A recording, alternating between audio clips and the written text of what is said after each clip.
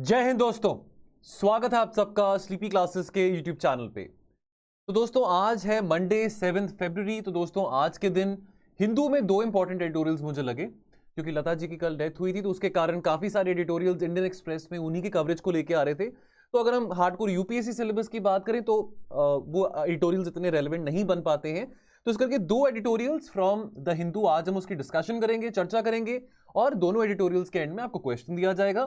दोनों काफी lengthy editorials हैं, तो इसमें इसको आराम से हम कवरेज करेंगे, एनालिसिस करेंगे, और इसका जो क्वेश्चन का आंसर है इजीली आप इस एडिटोरियल को देख के आंसर कर सकते हैं। आई एम वेरी हैप्पी कि आप में से काफी बच्चे हैं जो रिस्पॉन्ड कर रहे हैं, कमेंट सेक्शन में कमेंट कर रहे हैं। Keep up, this is a great initiative कि आप अपनी तरफ से ये एफर्ट्स ले रहे हैं उसको आंसर करने के लिए। तो बेशक अगर आपको 200-250 वर्ड्स में आंसर करना मुश्किल लग रहा है तो दोस्तों you are more than welcome कि आप ब्रीफली 60-70 वर्ड्स में अपने मोबाइल फोन से, अपने लैपटॉप से, जिस भी डिवाइस पे आप देख रहे हैं वीडियो, उससे आप कमेंट करिए। और अगर टेलीग्राम ग्रुप बनाएंगे तो डेफिनेटली उसका हम आपको अपडेट देंगे वीडियो के जरिए, लेकिन तब तक के लिए आप यूट्यूब पे कमेंट करते रहिए, ठीक है। चलिए तो दोस्तों शुरू करते हैं। पहला article, India's return to Central Asia. Now connect Central Asia की बात करें। देखिए बहुत दिलचस्पी की बात है कि हम सेंट्रल एशियन रीजन के साथ काफी ज्यादा एंगेज कर रहे हैं। हम बात करें नवंबर से, नवंबर में रीजनल सिक्योरिटी डायलॉग हुआ था जहां पे नेशनल सिक्योरिटी एडवाइजर ने, हमारे नेशनल सिक्योरिटी एडवाइजर ने अफगानिस्तान के जो नेबरिंग कंट्रीज हैं, यानी कि प्राइमरली सेंट्रल एशियन कंट्रीज, उन सबके नेशनल सिक्योरिटी एडवाइजर्स को बुलाया था to discuss about the situation engulfing in Afghanistan, कि कैसे ह्यूमैनिटेरियन एड दिया जा सकता है।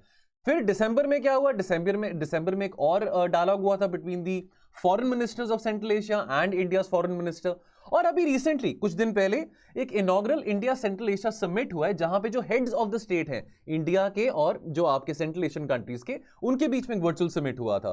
तो पिछले 4 महीनों से काफी हम एंगेज कर रहे हैं सेंट्रल एशियन रीजन के साथ। अब ये जो एफर्ट्स है सेंट्रल एशियन रीजन के साथ एंगेज करने की, इससे हमको क्या रिजल्ट्स मिलेंगे, कम मिलेंगे, ज्यादा मिलेंगे, ये तो टाइम बता पाएगा। लेकिन इस वक्त दोस्तों बहुत जरूरी है कि हम अपनी एंगेजमेंट सेंट्रल एशियन कंट्रीज के साथ जारी रखें, बिकॉज जो डिसएडवांटेजेस हैं of not engaging with them can be very costly for us in the longer run. वो मैं क्यों कह रहा हूं इसको हम अभी जानेंगे। India's mission for connecting with Central Asia is responsive to the new geopolitical churning which is happening in the Central Asian region. क्या हो रहा है Central Asian region में? अगस्त 2021 से अमेरिका की जो प्रेजेंस है अफगानिस्तान से, सेंट्रल एशियन रीजन से कम हो गई है। उन्होंने अपने आप को विड्रॉ कर लिया है। विड्रॉल के बाद वहां पे एक वैक्यूम आ गया है। अब अफगानिस्तान में 20 साल जो वॉर ऑन टेररिज्म अमेरिका ने चलाई, अब वो वापस चले गए, भाग गए अमेरिका। अब वहां पे तालिबान के आने के बाद सेंट्रल एशिया की बात करें, साउथ एशिया की बात करें, तो बहुत ज्यादा इंस्टेबिलिटी का डर है। ठीक है, कोई सिविलियन गवर्नमेंट तो है नहीं तालिबान की, after all it's a terrorist organisation. Now अब इसके चलते फायदा कौन उठा रहा है? फायदा चाइना और रशिया उठाने की कोशिश कर रहे हैं। और अगर हम सेंट्रल एशियन रीजन की बात करें तो ये तो रशिया का बैकयार्ड है।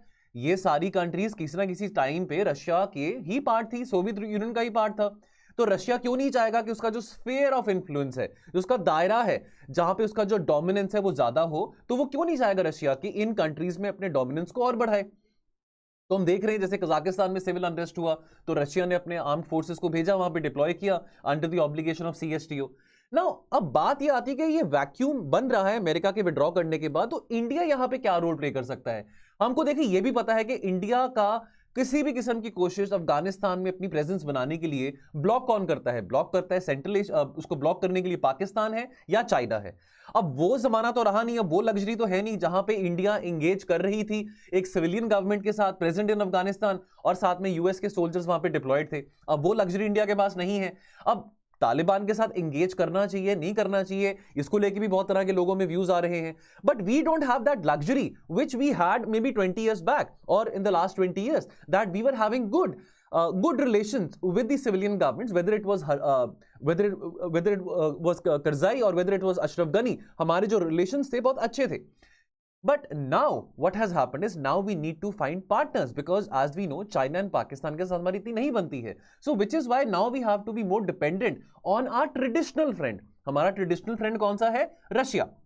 Now China dominates the geo-economic landscape, Belt and Road Initiatives, China Pakistan Economic Corridor, infrastructure projects, silk road की बात करें तो चाइना के पास तो भैया बहुत पैसा है तो वो लगा रहा है।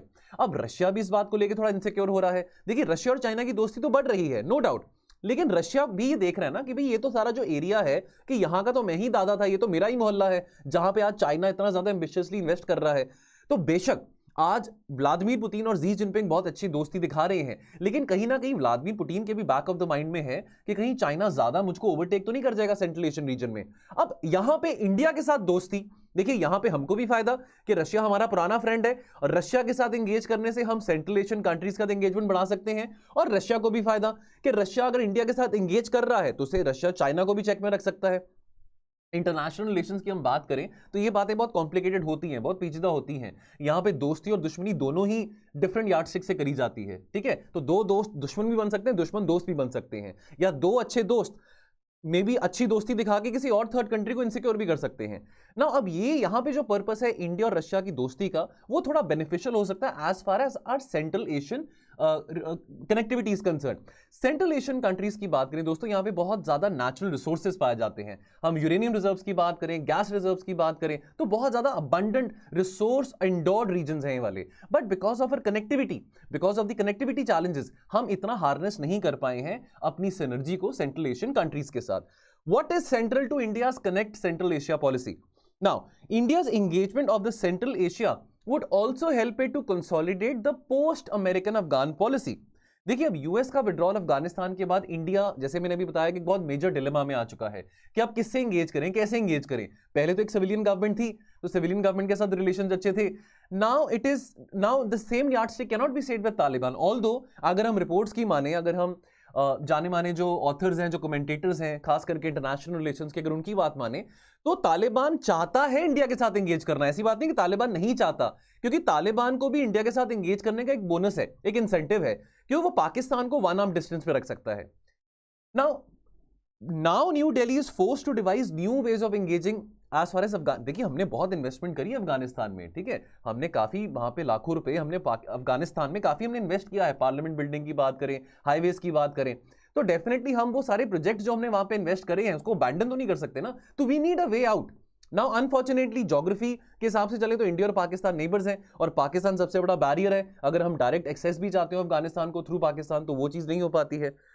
Now that's where the central Asian republics and Russia can be very helpful as far as our engagement with Afghanistan is also concern. तो Afghanistan is very much a part of Afghanistan is very much the central objective towards our orientation of the Central Asian policy. Challenges क्या रहेंगे यहाँ पे दोस्तों? Challenges की बात करें, देखिए इतना आसान काम नहीं होगा। पहली बात तो आज के टाइम पे सेंट्रल एशिया में आप देखिए जितना मर्जी हम डेमोक्रेसी की बात करें, the fact of the matter is कि चाइना एक डेमोक्रेटिक कंट्री नहीं है, लेकिन चाइना का जो लेवरेज है अफ्रीका में, सेंट्रल एशिया में, इंडो पैसिफिक में, वो लेवरेज इंडिया को अभी नहीं मिल सकता। ये देखिए प्रैक्टिकल बात है, इसको नकारा नहीं जा सकता। तो चाइना अभी वहां पे बहुत एक मेजर इन्वेस्टर है, चाइना वहां पे लाखों करोड़ों रुपए इन्वेस्ट कर रहा है। अब उसको टक्कर देना आज के टाइम पे फ्रैंकली स्पीकिंग थोड़ा मुश्किल है। This is the reality. ये जो चिंता है, ये जो सच्चाई है कि चाइना बहुत सुपर पावर है आज के टाइम पे, ये रियलिटी सिर्फ इंडिया को नहीं खटखटा रही, ये रशिया को भी बहुत बॉदर कर रही है। बिकॉज अगेन मैं बार बार कह रहा हूं, ये जो रीजन है, सेंट्रल एशियन जो रीजन है, ये रशिया का बैकयार्ड है, ये फॉर्मर सोवियत यूनियन रिपब्लिक्स हैं। तो यहां पे इस करके बहुत जरूरी है चाइना को कंटेन करना। तो एक सटल तरीके से रशिया भी जरूर चाहता है कि वो चाइना को थोड़ा कंटेन कर सके, बेशक वो इंडिया के साथ अपनी फ्रेंडशिप बढ़ा सके। अब इंडिया के साथ अगर फ्रेंडशिप रशिया की बढ़ती है, प्रॉब्लम किसको आएगी? अमेरिका को आएगी। लेकिन अमेरिका भी इस बात को एक्नॉलेज करने को तैयार है कि भाई अगर इंडिया और रशिया दोनों अपनी दोस्ती बढ़ा रहे हैं तो कोई बात नहीं, कहीं ना कहीं उनकी बढ़ती दोस्ती देके, देखिए ट्रेडिशनल फ्रेंड्स हैं रशिया तो हमारी, अगर हम रशिया के साथ अपने रिलेशंस की बात करें तो नेहरू जी के टाइम से हमारे रिलेशंस बहुत अच्छे रहे हैं रशिया के साथ। तो अमेरिका भी इस बात को एक्नॉलेज कर रहा है कि कोई नहीं, अगर इंडिया और रशिया भी अपनी दोस्ती बढ़ाते हैं तो कहीं ना कहीं वो चाइना को भी कंटेन करने में कामयाब हो सकते हैं, ठीक है। तो अमेरिका इस बात को एक्नॉलेज कर रहा है। एक यहां पे एक और पेचीदा बात जो आ जाती है, एक और देश का नाम यहां पे जो आ जाता है अगर हम सेंट्रल एशियन रीजन की बात कर रहे हैं, वो है ईरान। अब क्यों ईरान? देखिए टेक्निकली तो ईरान को हम कहते हैं कि वो पर्शियन गल्फ में आता है, वेस्ट एशिया में आता है, जिसको मिडिल ईस्ट भी कहते हैं। लेकिन अगर ईरान की बात करें तो जो कनेक्टिविटी है हमको एट प्रेजेंट अगर हमको सेंट्रल एशिया के साथ कनेक्टिविटी बढ़ानी है, तो देखिए अभी तो पॉसिबल नहीं है कि थ्रू पाकिस्तान हम बाईपास होके जा सके, ठीक है, या थ्रू अफगानिस्तान होके जा सके। ईरान में जो चाबहार पोर्ट है, तो चाबहार पोर्ट में हमने काफी पैसा लगाया है, हमने कंस्ट्रक्ट करा है, ठीक है। तो एक हाइब्रिड मॉडल की बात करें जहां पे हमारी कनेक्टिविटी सेंट्रल एशिया के साथ बढ़ सकती है via sea to the Chabahar and then by road और रेल थ्रू ईरान, यानी कि ईरान से निकल के हमने अगर सेंट्रल एशिया के साथ कनेक्टिविटी या हमने अपनी अगर ज्यादा लिंकेजेस बढ़ानी है ना। लेकिन अभी फिलहाल क्या हो रहा है, अभी ईरान के साथ अभी फिर से जो जेसीपोआ की बात करें, joint comprehensive plan of action, ठीक है, तो इसके बारे हम कभी 2 मिनट्स में भी, फ्यू मिनट्स में भी डिस्कस करेंगे जेसीपोआ के बारे, जो अब नया जो डील चल रही है, जो जेसीपोआ को रिवाइव करने की बात चल रही है। लेकिन अगर हम बात करें, अभी जो बाइडेन कहते हैं कि भाई हम ईरान के साथ फिर से रीनेगोशिएट करना चाहते हैं जो जेसीपोआ एग्रीमेंट बैरक ओबामा के टाइम पे हुआ था, ठीक है। डोनाल्ड ट्रंप ने तो आगे जेसीपोआ को बिल्कुल खारिज कर दिया। डोनाल्ड ट्रंप ने कहा कि भाई ईरान के ऊपर सैंक्शंस लगाओ। जेसीपोआ जो बैरक ओबामा ने किया था, एग्रीमेंट साइन किया था, जहां पे P5+ जर्मनी और ईरान के बीच में एग्रीमेंट हुआ था, ठीक है, तो वो बिल्कुल खारिज कर दिया। अब ये बहुत इंटरेस्टिंग रहेगा कि अगर फिर से एक जेसीपोआ डील साइन हो सकती है बिटवीन ईरान एंड अमेरिका, तो ईरान के ऊपर शायद सैंक्शंस नहीं लगाए जाएंगे, ठीक है। तो ईरान के ऊपर जो सैंक्शंस का जो खतरा था वो शायद नहीं होगा। इससे क्या होगा, ईरान थोड़ा नजदीक आना शुरू हो जाएगा टू दी वेस्टर्न वर्ल्ड, यानी कि हम यूके की बात करें, जर्मनी की बात करें, फ्रांस की बात करें, यूएसए की बात करें। आज के टाइम पे ईरान के दोस्त कौन है? आज के टाइम पे ईरान के दोस्त है चाइना और रशिया। तो अगर Iran drift towards the West तो वो हमारे लिए बहुत बेनिफिशियल है। ऐसी बात नहीं कि रशिया हमारा फ्रेंड नहीं है, रशिया भी हमारा फ्रेंड है, लेकिन हमारे नेशनल ऑब्जेक्टिव्स की बात करें, हम अपने स्ट्रैटेजी की बात करें, तो हमारे लिए बहुत अच्छा रहेगा कि ईरान अगर ज्यादा is aligned with the West, not with China and Russia. Now that will give us good linkages as far as our connectivity toward Central Asia is concern. बना के हमने हर किसी के साथ रखनी है दोस्तों, बिगाड़नी नहीं है। बनानी हमने रशिया के साथ भी है, बनानी हमने ईरान के साथ भी है, बनानी हमने अमेरिका के साथ भी है, ठीक है, कोई मौका नहीं छोड़ना। लेकिन कैसे हम अपना लेवरेज उठा सकते हैं वो भी बहुत जरूरी है। Now why the ties with Russia are very crucial for India. देखिए, बाय कोटिंग रशिया, रशिया हमारा ट्रेडिशनल पार्टनर है, रशिया आज के टाइम पे चाइना का भी बहुत अच्छा फ्रेंड है, और रशिया आज के टाइम पे पाकिस्तान का भी बहुत अच्छा फ्रेंड है, ठीक है। तो यहां पे हमारे दो दुश्मन हैं, चाइना और पाकिस्तान, तो दुश्मनों का जो दोस्त है वो हमारा भी दोस्त है। तो यहां पे थोड़ी स्ट्रेटेजिकली एक बहुत इंपॉर्टेंट बात है कि हमारी रशिया के साथ दोस्ती बनी रहे, ठीक है, बिकॉज हमारे दो बहुत ही इंपॉर्टेंट एनिमीज का वो काफी अच्छा दोस्त है।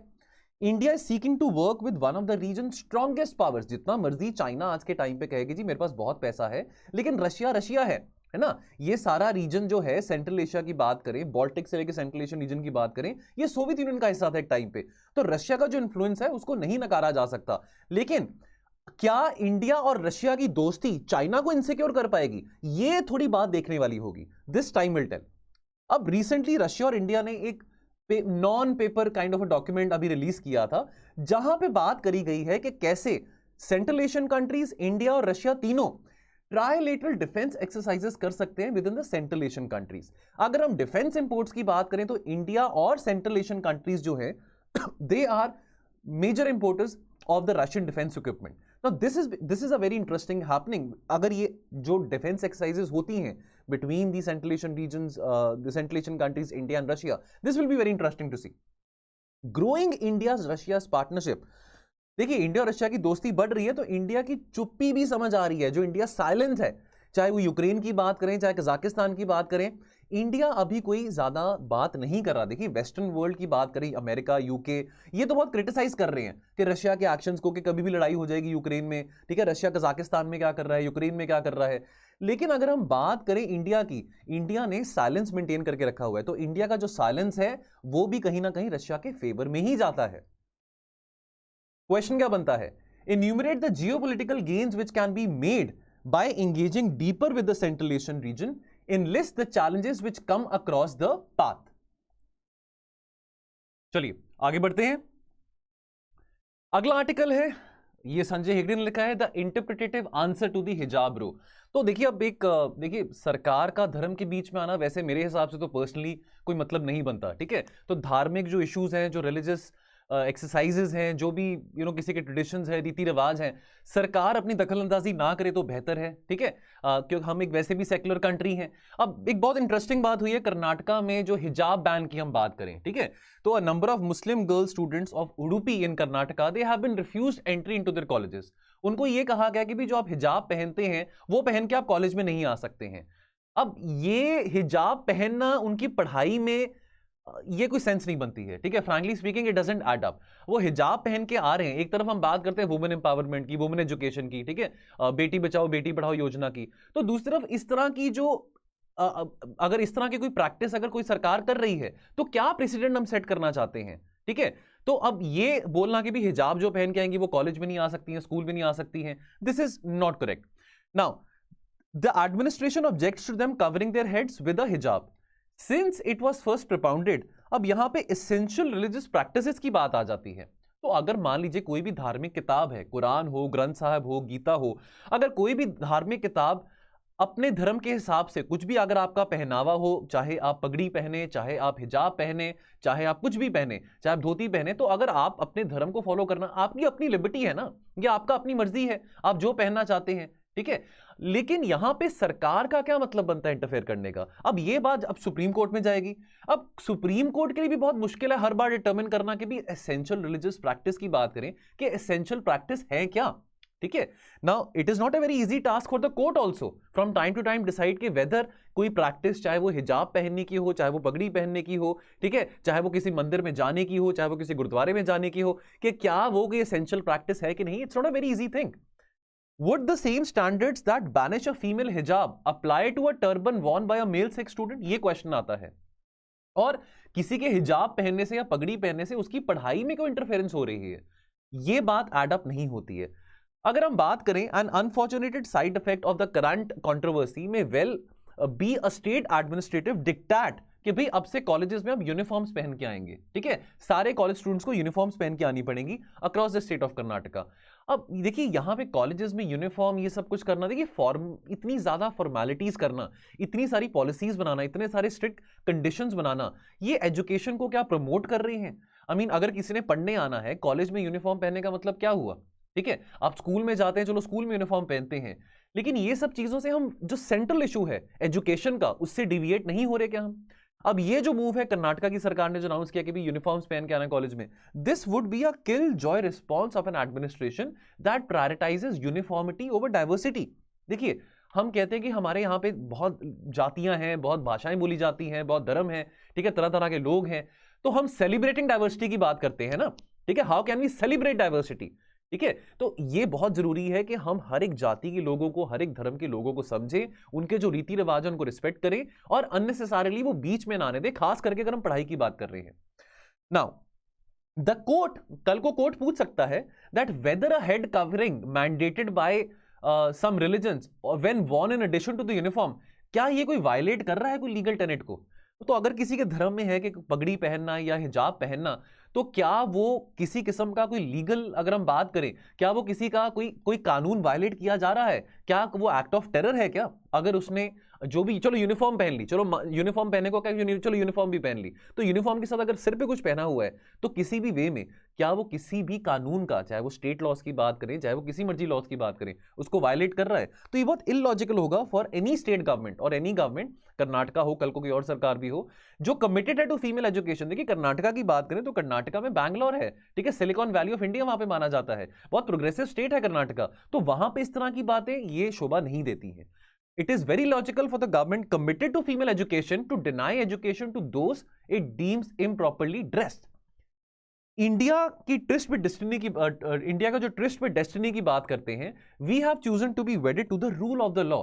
देखिए आपकी धार्मिक किताब गुरु ग्रंथ साहब हो सकती है, कुरान हो सकती है, गीता हो सकती है, आपकी कोई भी अपनी पर्सनल धार्मिक किताब हो सकती है, लेकिन एक जो होली बुक है, जो धार्मिक किताब सभी देशवासियों के लिए है, सबसे ऊपर वो है हमारा संविधान. The Holi book is the constitution of India. इस बात को हम ना भूलें, यह बात याद रखनी बहुत जरूरी है. अब यहां पे दोस्तों एक केस इस आर्टिकल में डिस्कस किया गया था, श्री वेंकटरमन देवरू versus the state of Mysore, 1957 का केस था. अब इस लैंडमार्क जजमेंट में 5 जजेस का एक बेंच बैठा था of the honourable Supreme Court. उनके सामने क्वेश्चन रखा गया था कि जो राइट्स ऑफ रिलीजियस डिनोमिनेशन है to manage its own affairs as far as under article 26 is concern, can that be subjected, can that be dominated or controlled by a law protected by under article 25 clause 2 clause b of the constitution of India. देखिए अब कल को कोई बोले कि जी हमारे मंदिर में दलित नहीं आ सकते हैं, या हमारे मंदिर में औरतें नहीं आ सकती हैं, या हम एक मंदिर में मुस्लिम समाज के लोग नहीं आ सकते हैं, या गुरुद्वारे में हिंदू नहीं आ सकते हैं.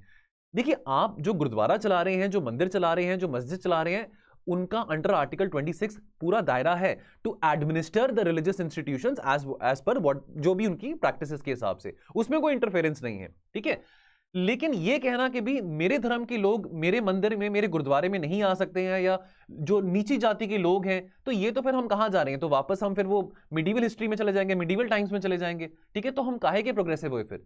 ठीक है, फिर लिबर्टी का फायदा क्या, डेमोक्रेसी का फायदा क्या, अगर हम इस तरह की सोच आगे कैरी करेंगे? तो सुप्रीम कोर्ट के पास ये एक बहुत इंपॉर्टेंट कंफ्लिक्ट उनके सामने आया था कि कैसे फैसला करा जाए।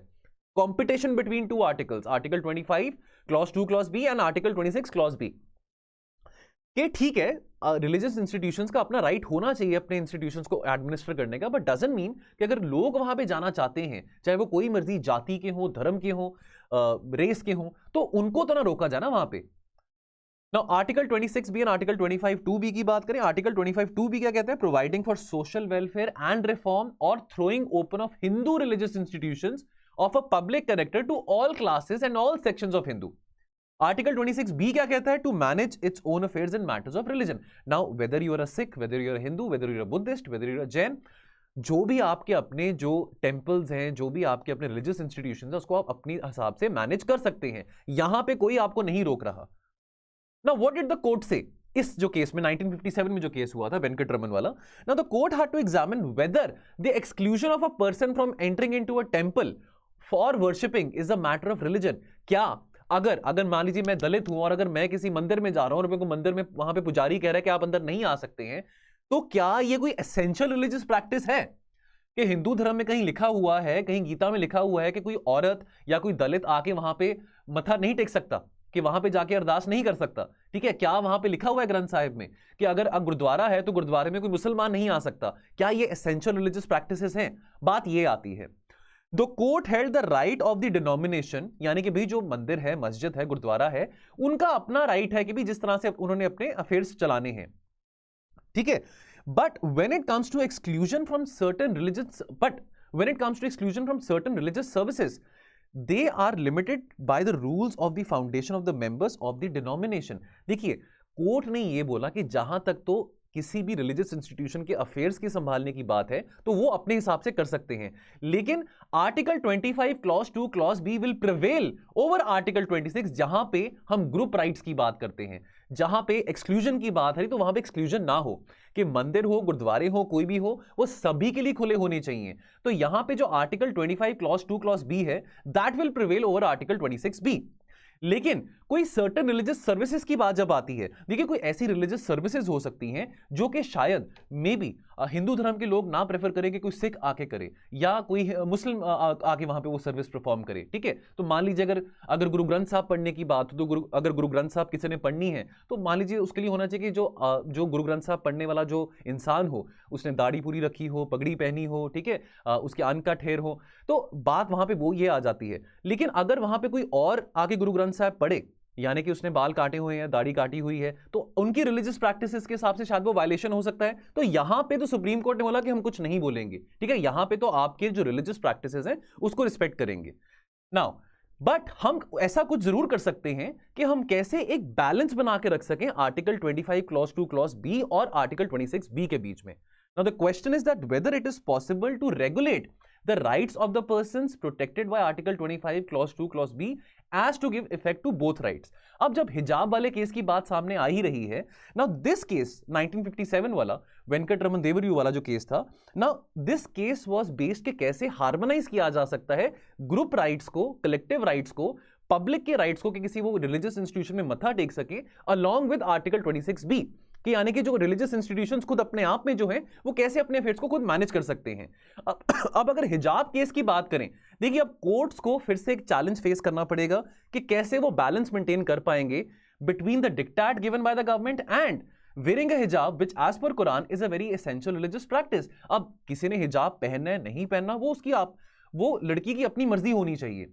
तो यहां पे भी अब ये जो कंफ्लिक्ट सामने आया है, तो सुप्रीम कोर्ट डेफिनेटली इसको बहुत वाइजली फॉलो करेगी, बहुत वाइजली इसकी जजमेंट देगी। नाउ इन द हिजाब case the courts will be called upon two protect an essential religious practice which is wearing hijab, that too in a manner consistent कि भाई ये हिजाब पहनना ना पहनना एक बच्ची की पढ़ाई के बीच में नहीं आना चाहिए। हम वुमेन एम्पावरमेंट की बात बार बार करते रहते हैं, वुमेन एजुकेशन की बात करते रहते हैं, फीमेल लिटरेसी को बढ़ाने की बात करते रहते हैं। What difference does it make that what somebody is wearing and coming to the college, चाहे वो कुछ भी मर्जी पहन के आ रहे हो, वो उनका अपना राइट होना चाहिए। तो ये सुप्रीम कोर्ट आगे देखते हैं कैसे इसमें फैसला सुनाती है। क्वेश्चन क्या बनता है, distinguish between essentially religious and essentially religious practice in context of the hijab ban, discuss the implications this would have on women education. तो दोस्तों ये थे आज के दो इंपॉर्टेंट एडिटोरियल्स जो हमने डिस्कस करे। तो जाने से पहले I just take quick 30 seconds. दोस्तों हमने कुछ नए कोर्सेज शुरू करे हैं, ठीक है, हमारे जो प्री कम मेंस के जो बैचेस हैं उसमें हमने कुछ नए कोर्सेज शुरू करे हैं। चलिए प्रीलिम्स के तो क्रैश कोर्सेज आप आई एम श्योर काफी लोगों ने फॉलो कर रहे होंगे, प्रीलिम्स के क्रैश कोर्स आप काफी लोगों ने बाय भी करे होंगे, प्रीलिम्स की तैयारी कर रहे हैं, ठीक है। तो देखिए अब हमने प्रीलिम्स क्लियर करने के बाद मेंस भी करना है, ठीक है। या अभी जो वीडियो जो बच्चे देख रहे हैं जिन्होंने इस साल नहीं पेपर देना, 2023 में भी देना है, या जो बच्चे इस साल भी प्रीलिम्स दे रहे हैं और वो आगे भी कॉन्फिडेंट है कि प्रीलिम्स के बाद वो अपने मेंस को भी लिखेंगे। तो दोस्तों कुछ कोर्सेज हैं जहां पे हम बात करें एसए की, तो यहाँ पे पर्सनल मेंटरशिप दी जाएगी। एसए के ऊपर आपको कंटेंट लेक्चर्स दिए जाएंगे, वीडियो लेक्चर्स होंगे, साथ में पीडीएफ भी आपको दिया जाएगा। प्रॉपर इसमें टेस्ट्स होंगे, इसमें 3 थीसिस टेस्ट होंगे और 3 फुल लेंथ एसए टेस्ट होंगे, और इसमें आपको इवैल्यूएशन और फीडबैक प्रॉपर्ली प्रोवाइड किया जाएगा। कंप्लीट मेंटरशिप इसमें मिलेगी। फिर हम बात करें जनरल स्टडीज की, फाउंडेशन का mentorship course for UPSC CSE 2023। तो यहाँ पे जितने भी आपके जीएस के सब्जेक्ट्स हैं, GS1, GS2, GS3, सारे के सारे आपको जीएस का जो सिलेबस है कॉम्प्रिहेंसिवली कवर यहाँ पे कराया जाएगा। इसके लिए टेलीग्राम ग्रुप भी बना हुआ है। Chapter wise sectional mock test भी होंगे, इसके एमसीक्यूज भी होंगे और साथ में सब्जेक्टिव आंसर राइटिंग भी होगा। 1-on-1 पर्सनल मेंटरशिप मिलेगी। और जैसे मान लीजिए हम इंटरनेशनल रिलेशंस की बात करें, या हम बात करें हिस्ट्री की, या हम बात करें इकोनॉमी की या एनवायरमेंट की, इस सब के मंथली करंट अफेयर्स भी आपको प्रोवाइड किए जाएंगे, ठीक है। तो जो अभी फरवरी चल रहा है, तो जो जनवरी में करंट अफेयर्स रहे होंगे, लेट्स से फॉर आईआर और लेट्स से फॉर इकोनॉमी, आपको वो प्रोवाइड किए जाएंगे। 1-on-1 मेंटरशिप होगी। और ये जो कोर्स है ये वैलिड रहेगा आपका मेंस 2023 तक, यानी कि अगर आप आज भी इसको बाय करते हैं तो ये अगले साल के मेंस तक वैलिड रहेगा, ठीक है। तो इसकी वैलिडिटी काफी लंबी है। और अंत में अगर आप पॉलिटिकल साइंस और इंटरनेशनल रिलेशंस का ऑप्शन लेना चाहते हैं दोस्तों, ठीक है, अगर आप PSIR का ऑप्शनल देख रहे हैं, आप ऑनलाइन इसका लेक्चर देखना चाहते हैं, तो ये मोर देन वेलकम। काफी हमारे वीडियोस फ्री ऑफ कॉस्ट में भी यूट्यूब पे पड़े हुए हैं political science and international relations के। तो बहुत कॉम्प्रिहेंसिव कोर्स होगा PSIR का, कंप्लीट मेंटरशिप कोर्स रहेगा। इसमें आपको नोट्स दिए जाएंगे, पीडीएफ होंगे, वीडियो लेक्चर्स होंगे, मॉक टेस्ट होंगे, मॉक टेस्ट के वीडियो सॉल्यूशंस भी होंगे और मॉडल आंसर्स भी होंगे। और जो भी इंपॉर्टेंट अपग्रेडेशंस होंगी, जो भी इंपॉर्टेंट एड ऑन्स होंगे, नोट्स के अंदर इंफॉर्मेशन जो आपको प्रोवाइड की जाएगी बिफोर मेंस, उसमें अपग्रेड भी किया जाएगा। 1-on-1 मेंटरशिप होगी और इसमें weekly answer writing with evaluation भी आपको दिया जाएगा। तो दोस्तों ये कोर्सेज को अवेल करने के लिए आप दिए गए नंबर पे कॉल कर सकते हैं, हमारी वेबसाइट पे विजिट कर सकते हैं और इन पे एनरोल कर सकते हैं। तो दोस्तों आज के लिए इतना ही, मिलेंगे कल और एडिटोरियल्स के साथ। तो आप अपना ख्याल रखिए और पढ़ते रहिए। थैंक यू सो मच, जय हिंद।